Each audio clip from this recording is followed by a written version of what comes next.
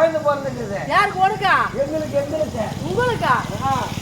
உங்களுக்கு குழந்தை பிறந்துக்குது. குழந்தை பிறந்து அவங்களுக்கு குழந்தை பிறந்துக்குது. உனக்கு எனக்கு குழந்தை பிறகுல.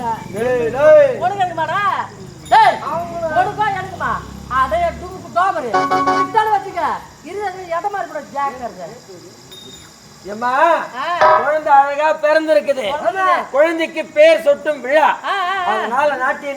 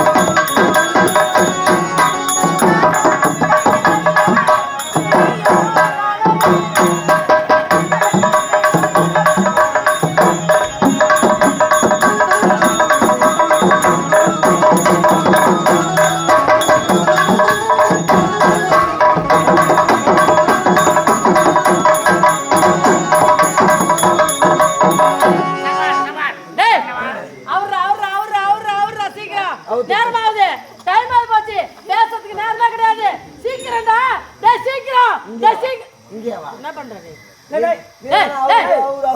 என்ன சொன்னாங்க? அவங்க சொன்னாங்க. என்ன தவு சொன்னாங்க? அது இல்ல, நீ பாட்டு வேகமா இருக்கிறியா? நீ என்ன தவு சொன்ன? நான் இதாவது சொன்னேன். நாட்டியார் சொன்னல, அதுக்கு சன்மானம் போட்டு ஆகுறானா? எப்படா ஏமாறவனா ஆகுறியான்னா? ஓ, பணம் மூட்டியா? ஓ, பணம் மூட்டியா? பணம் மூட்டியா? மூட்டியா தலைய கட்டி கட்டி தொங்க விட்டுன்னு ஆடி நடக்குது. ஒச்சனை வச்சிய என்ன தாடி கிடக்குது அவங்க பேரு சகோதரி. என்ன ரேட்டு? ஏம்மா, உள்ள போங்க தரேன். என்னது போங்க.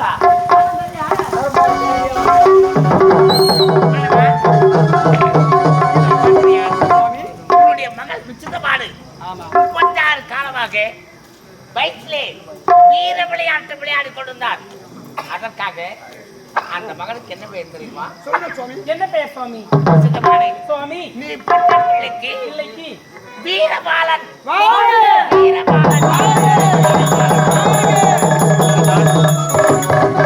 இந்த குழந்தை சிவனால் கிடைத்த குழந்தை. ஆமா. அதனால் இவனுக்கு சிவபாலன்.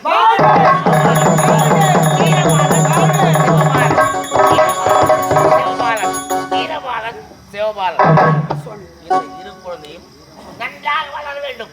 யானையேற்றம், குதிரையேற்றம், பாட்படை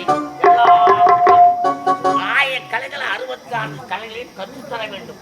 அப்படி என்றால் யாருக்கு சொல்ல வேண்டும்? அதற்கு முக்கியமான தெரியுமா? சொல்லுங்க சுவாமி. அசுரருக்கெல்லாம் தலைவர் யாரு? சுக்ராச்சாரியார்.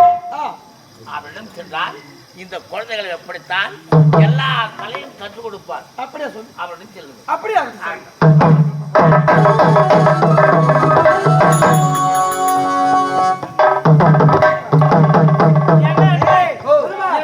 தாலாட்டு பாட வேண்டும். சரி.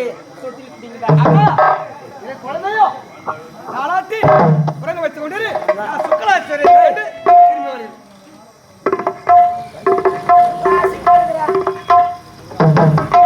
புறா, இப்படி புறா.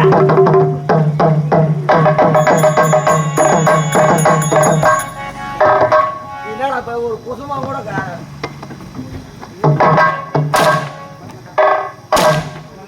ஏரியில மீன் பிடிக்கணும், குட்டையில மீன் பிடிக்கணும். என்னடா ஒரு குஞ்சு கூட தாங்க முடியாதா? ஏய், மீன் குஞ்சு. இப்ப கரெக்டா பிடிச்சிடறான். வா, வா, வா. எந்த